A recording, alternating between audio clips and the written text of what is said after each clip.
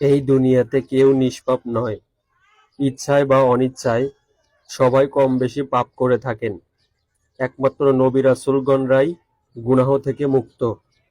পাপ করা থেকে বড় অপরাধ হলো পাপ করার পর তা থেকে তওবা না করা, ফিরে না আসা, অনুতপ্ত না হওয়া এবং বারবার পাপ কাজ করা। আল্লাহর প্রেমিকরা পাপ করার সঙ্গে সঙ্গে তওবা করে ফেলেন। সবারই জানা উচিত যে পাপের অবশ্যই একটা শাস্তি আছে। যদিও আল্লাহ তাআলা ক্ষমাশীল, ক্ষমা করা হলো তার দয়া, আর শাস্তি দেওয়া হলো তার আদল ও ন্যায় বিচার। আল্লাহ তাআলা কোনো কোনো পাপের শাস্তি দুনিয়ায়ও দিয়ে থাকেন, আবার কোনো কোনো পাপের শাস্তি দিতে পরকালের জন্য দেরি করেন। ৫টি জঘন্যতম পাপের শাস্তি আল্লাহ তাআলা দুনিয়াতেই দিয়ে থাকেন। মহানবী হযরত মুহাম্মদ সাল্লাল্লাহু আলাইহি ওয়াসাল্লাম বলেছেন, কোন জাতি অঙ্গীকার ভঙ্গ করলে আল্লাহ তাআলা শত্রুদের তাদের ওপর চাপিয়ে দেন। আল্লাহ প্রদত্ত বিচার ছাড়া বিচার ফয়সালা করা হলে তাদের মধ্যে দারিদ্রতা বিস্তার লাভ করে। কোন জাতির মধ্যে ব্যভিচার বিস্তার লাভ করলে তাদের মধ্যে মহামারী ছড়িয়ে পড়ে।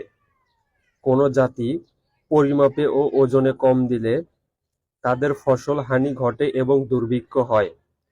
কোন জাতি যাকাত দিতে অস্বীকার করলে তাদের মধ্যে বৃষ্টি বন্ধ করে দেওয়া হয়।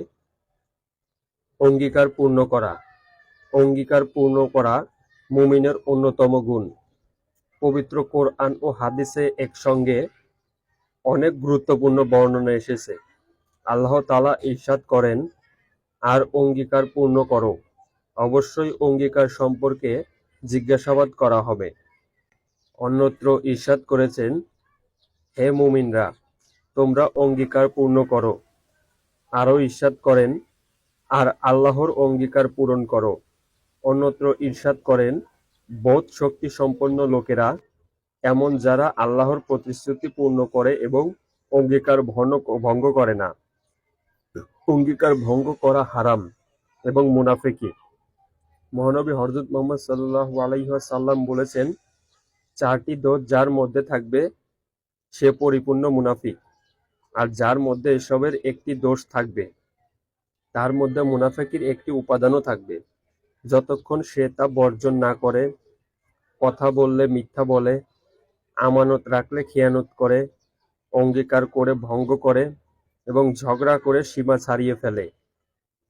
কোরআন অনুযায়ী বিচার না করা কোরআন অনুযায়ী বিচার করা আবশ্যক।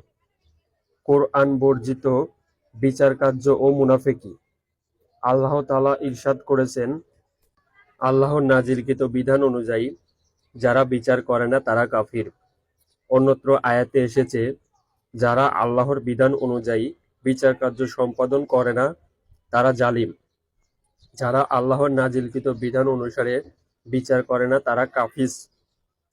মহানবী সাল্লাল্লাহু আলাইহি ওয়াসাল্লাম বলেছেন, যে বিচারক আল্লাহর নাজিলকৃত বিধান অনুযায়ী বিচার করে না, আল্লাহ তার নামাজ কবুল করেন না।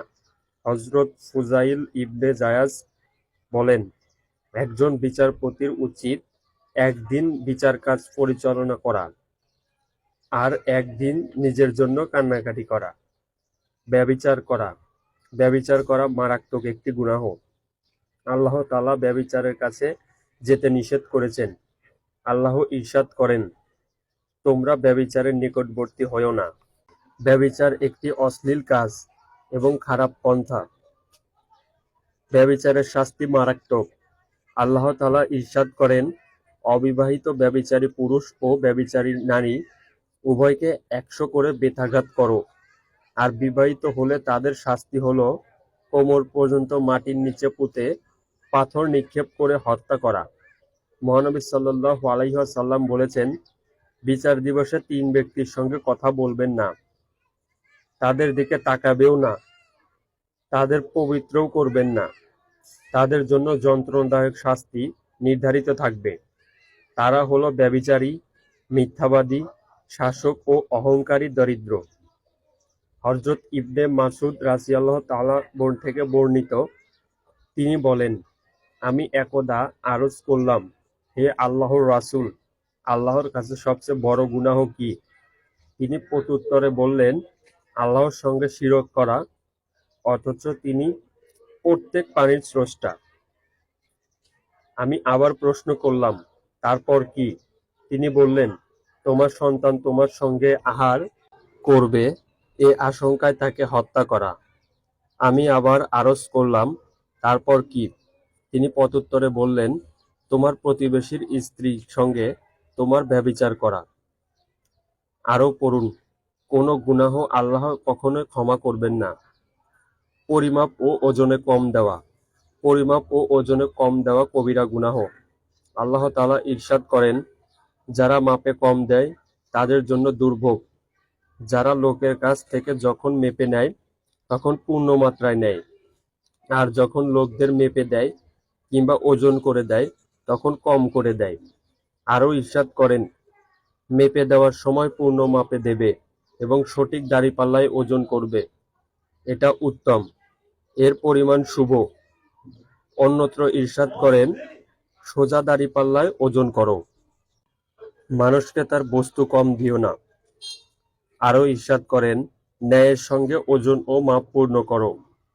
হযরত হুয়াইব আলাইহিস সালাম তার জাতিকে বলেছিলেন, তোমরা মাপ ও ওজনে পূর্ণ করো এবং মানুষকে তাদের দ্রব্যাদি কম দিও না। যাকাত না দেওয়া। যাকাত ইসলামের পঞ্চম স্তম্ভের একটি আর্থিক ইবাদত। কোরআন মাজিদে যত স্থানে নামাজ কায়েম করার কথা বলা হয়েছে সেখানে যাকাত দানের কথাও বলা হয়েছে। স্বীয় সম্পদকে পবিত্র করার উত্তম পন্থা হলো যাকাত প্রদান করা। আল্লাহ তাআলা ইরশাদ করেন, আর নামাজ কায়েম করো, যাকাত দান করো এবং নামাজে অনবরত হও এবং তাদের সঙ্গে যারা অনবরত হয়। আরও ইরশাদ করেন, আপনি তাদের সম্পদ থেকে যাকাত গ্রহণ করেন যা দ্বারা তাদের পবিত্র এবং পরিশোধিত করবেন। মহানবী হযরত মুহাম্মদ সাল্লাল্লাহু আলাইহি ওয়াসাল্লাম বলেছেন, তোমরা তোমাদের ধন সম্পদের যাকাত আদায় করো। আল্লামা সামি বলেছেন, যাকাত প্রদানের দ্বারা সম্পদ বরকতময় হয়। ইমাম ইবনে তাইমিয়া বলেছেন, যাকাত প্রদানের ফলে দাতার মন ও আত্মা পবিত্র হয়, ধন সম্পদ বৃদ্ধি পায় এবং পরিচ্ছন্ন হয়। তাই আমরা যাকাত প্রদান করব।